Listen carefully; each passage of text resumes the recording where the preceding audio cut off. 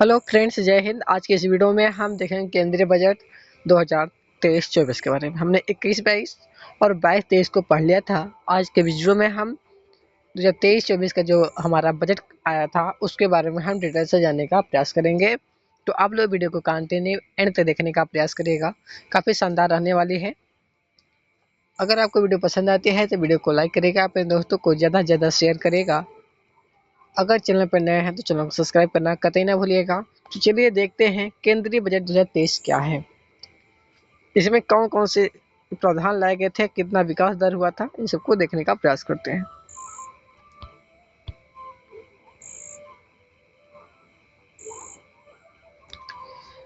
तो केंद्रीय बजट 2023-24, भारत के वित्त मंत्री निर्मला सीतारमन ने वर्ष 2024 के लोकसभा चुनाव से पहले अंतिम पूर्ण केंद्रीय बजट 2023-24 के लिए 1 फरवरी 2023 को प्रस्तुत किया।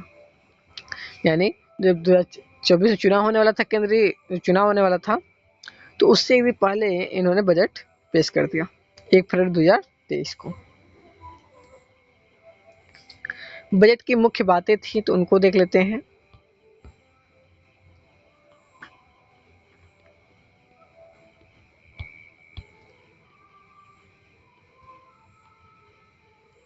इसमें प्रति व्यक्ति आय करीब 9 वर्षों में दुगुनी होकर 1.97 लाख रुपए होगी। यानी जो प्रति व्यक्ति आय था 9 वर्ष के बाद है, यह दुगुनी होकर 1.97 लाख रुपए होगी।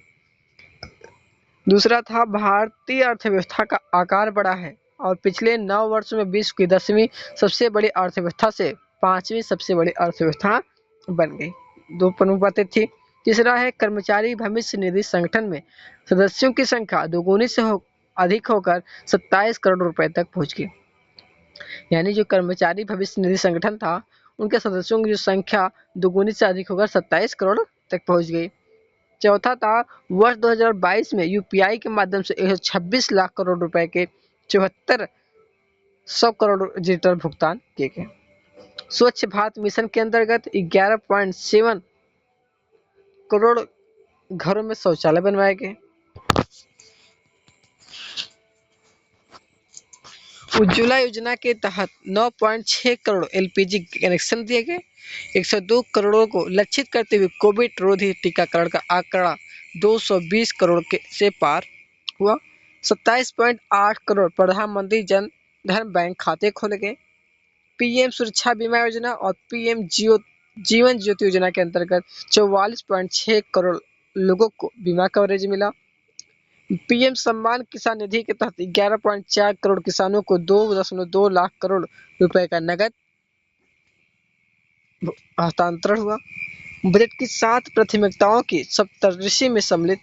इसमें आता है हमारा समावेशी विकास, अंतिम छोर अंतिम व्यक्ति तक पहुंच, बुनियादी ढांचा और निवेश, निहित क्षमताओं का विस्तार हुआ, हरित विकास हुआ, युवा शक्ति और वित्तीय क्षेत्र था। आत्मनिर्भर स्वच्छ पादप कार्यक्रम का जो शुभारंभ होता है वह 2200 करोड़ रुपए के प्रारंभिक परिव्यय के साथ उच्च गुणवत्ता वाली बागवानी फसल के लिए रोग मुक्त तथा गुणवत्तापूर्ण पौध सामग्री की उपलब्धता बढ़ाने के उद्देश्य से किया जाएगा।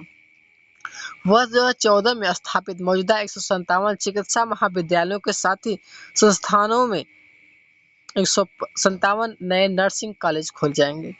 अगले 3 वर्षों में 3.5 लाख जनजातीय विद्यार्थियों के लिए 740 एकलव्य मॉडल आवासीय विद्यालयों में 38,800 अध्यापकों तथा सहयोगी कर्मचारियों को नियुक्त किया जाएगा। पीएम आवास योजना के लिए परिव्यय 66% बढ़ाकर 79,000 करोड़ रुपए किया जाएगा। रेलवे के लिए वहीं 2.40 लाख करोड़ रुपए की पूंजीगत निधि का प्रावधान, जो 2013-14 में उपलब्ध कराई गई धनराशि से 9 गुना अधिक और अब तक की सर्वाधिक राशि है। शहरी अवसंरचना विकास कोष जो है की स्थापना प्राथमिकता वाले क्षेत्रों में आय ऋण की कमी के उपयोग के माध्यम से होगी। इसका प्रबंधन राष्ट्रीय आवास बैंक द्वारा किया जाएगा और इसका उपयोग टीयर 2 तथा टीयर 3 शहरों में शहरी अवसंरचना निर्माण के लिए सार्वजनिक एजेंसियों द्वारा किया जाएगा। सूक्ष्म लघु और मध्यम उद्योग, बड़े व्यवसाय था चैरिटेबल ट्रस्टों के लिए निकाय डिजिलॉकर की स्थापना की जाएगी, जिससे आवश्यक दस्तावेजों को ऑनलाइन साझा और सुरक्षित रखने में आसानी होगी। 5G सेवाओं पर आधारित एप्लीकेशन विकसित करने के लिए 100 लैब स्थापित किए जाएंगे, जिनसे नए अवसरों, बिजनेस मॉडलों और रोजगार संबंधी संभावनाओं को तलाशने में सहायता मिलेगी। चक्रीय अर्थव्यवस्था को बढ़ावा देने के उद्देश्य से गोवर्धन नामक योजना के तहत 10,000 करोड़ रुपए की धनराशि कुल निवेश के साथ 500 नए अवशिष्ट से आमदनी संयंत्र स्थापित किए जाएंगे।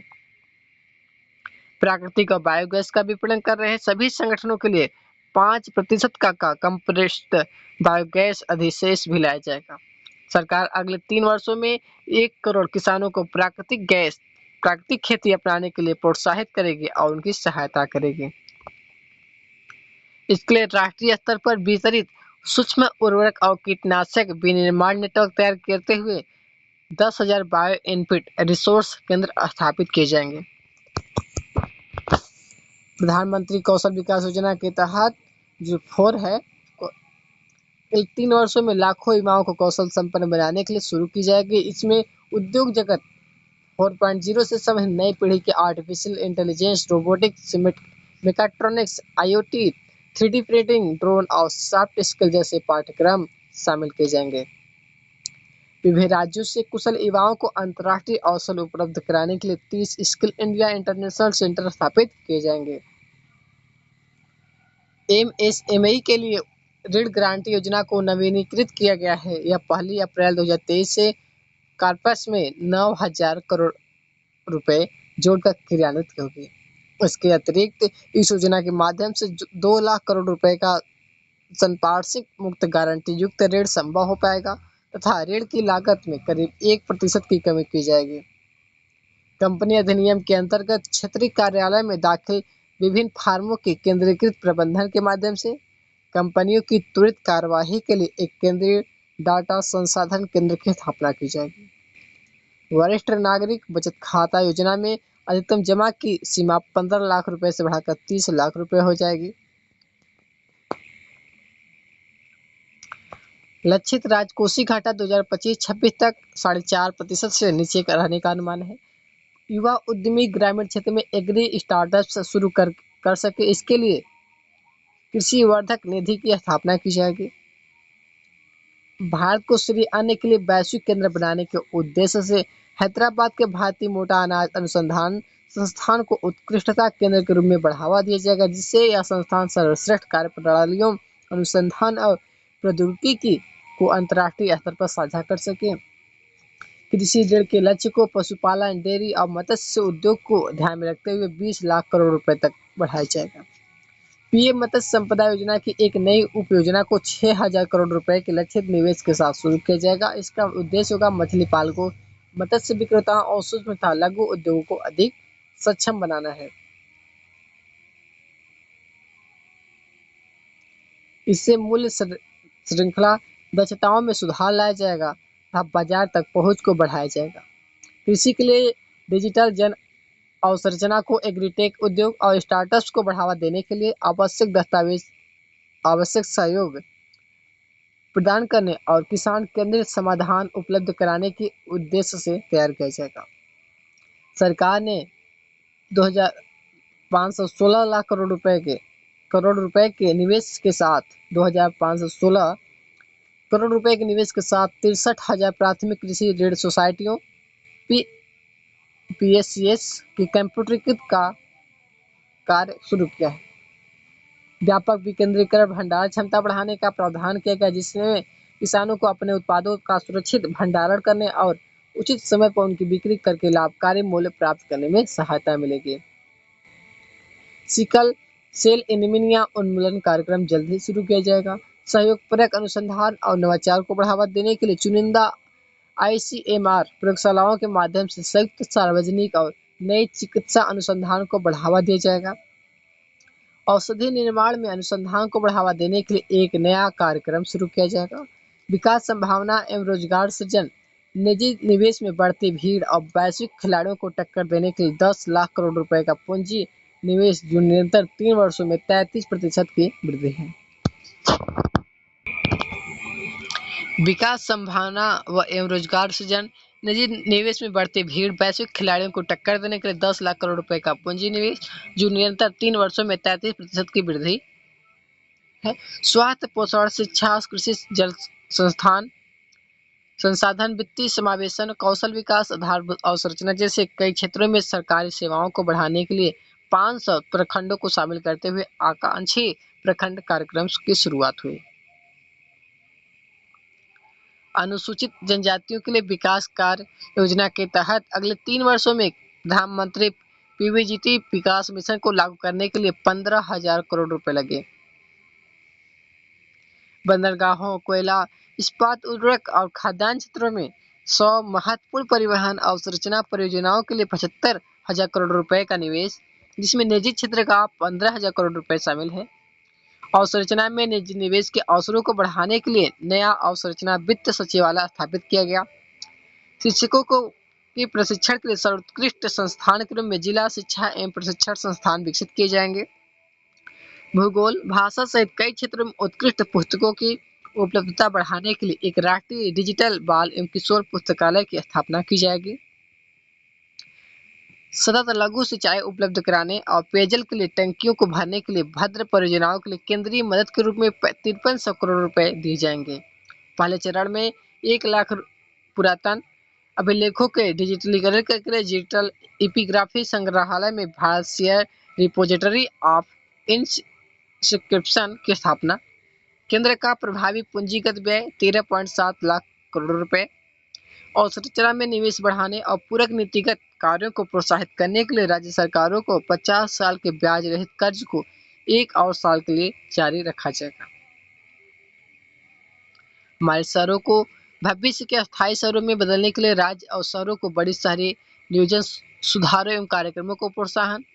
सेप्टिक टैंकों और नालों से मानव द्वारा गाद निकालने या सफाई का पूरी तरह से मशीन युक्त बनाने के लिए शहरों को तैयार किया जाएगा। लाखों सरकारी कर्मचारियों को उनका कौशल बढ़ाने, उनका जन केंद्रित सुविधाएं उपलब्ध कराने योग्य बनाने के लिए एक एकीकृत ऑनलाइन प्रशिक्षण मंच आई गोड कर्मचारियों का शुभारंभ। कारोबारी सुगमता के लिए 39,000 अनुपालनों को हटा दिया गया और 3400 से अधिक कानूनी प्रावधानों को अपराध मुक्त कर दिया गया। सरकार की विश्वसनीयता बढ़ाने की दिशा में 42 केंद्रीय कानूनों के में संशोधन के लिए जन विश्वास विधेयक लाया गया। कृत्रिम बुद्धिमत्ता को भारत में बनाएं और कृत्रिम बुद्धिमत्ता से भारत के लिए कार्य कराएं के विजन को साकार करने के लिए देश के शीर्ष शैक्षिक संस्थानों में कृत्रिम बुद्धिमत्ता के लिए 3 उत्कृष्टता केंद्र स्थापित किए जाएंगे। स्टार्टअप्स और शिक्षाविदों द्वारा नवाचार और अनुसंधान शुरू करने के लिए राष्ट्रीय डाटा शासन नीति लाई गई।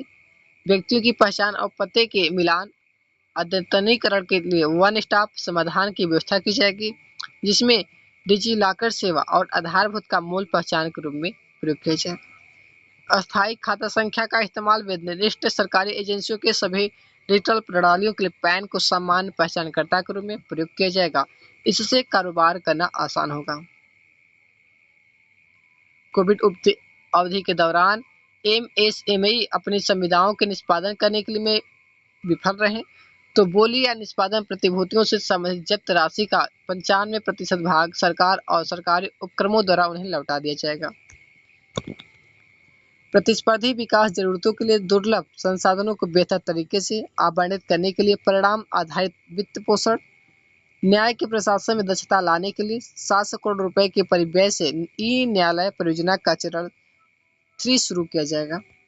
एलजीडी सीडीएस सीड्स और मशीनों कि स्वदेश में ही उत्पादन को बढ़ावा देने के लिए आयात पर निर्भरता घटाने के लिए अनुसंधान और विकास अनुदान प्रदान किया जाएगा। राष्ट्रीय हरित हाइड्रोजन मिशन की मदद से अर्थव्यवस्था को निम्न कार्बन सघनता वाली स्थिति में ले जाने, जीवाश्म ईंधन के आयातों पर निर्भरता को कम करने, 2023 तक 5 MMT के वार्षिक उत्पादन का लक्ष्य निर्धारित किया जाएगा। ऊर्जा परिवर्तन तथा निवल उद्देश्यों और ऊर्जा सुरक्षा की दिशा में प्राथमिक प्राप्त पूंजीगत निवेशों के लिए 35,000 करोड़ रुपए का प्रावधान किया जाएगा। अर्थव्यवस्था को धारणीय विकास के मार्ग पर ले जाने के लिए बैटरी ऊर्जा प्रणालियों भंडार प्रणालियों को बढ़ावा दिया जाएगा। लद्दाख से नवीनीकरण ऊर्जा के निष्क्रमण और ग्रिड एकीकरण के लिए अंतरराज्यीय पारेषण प्रणाली 20,700 करोड़ रुपए के निवेश के साथ निर्मित की जाएगी। तो फ्रेंड्स, आज के लिए इतना ही। हमने इसको 2 पार्टों में पढ़ लेंगे, काफ़ी लंबा हो जाएगा। तो इसे आज के लिए इतना ही। कल सेकेंड पार्ट में हम इसको पूरा कवर कर लेंगे। तो आज के लिए इतना ही हम रखते देते हैं। अगर आपको वीडियो पसंद आती है तो वीडियो को लाइक करेगा, अपने दोस्तों को ज़्यादा से ज़्यादा शेयर करेगा। अगर चैनल पर नए हैं, चैनल को सब्सक्राइब करना बिल्कुल ना भूलिएगा। ओके थैंक्स, फिर मिलते हैं नेक्स्ट वीडियो में नेक्स्ट पार्ट के साथ। Okay thanks.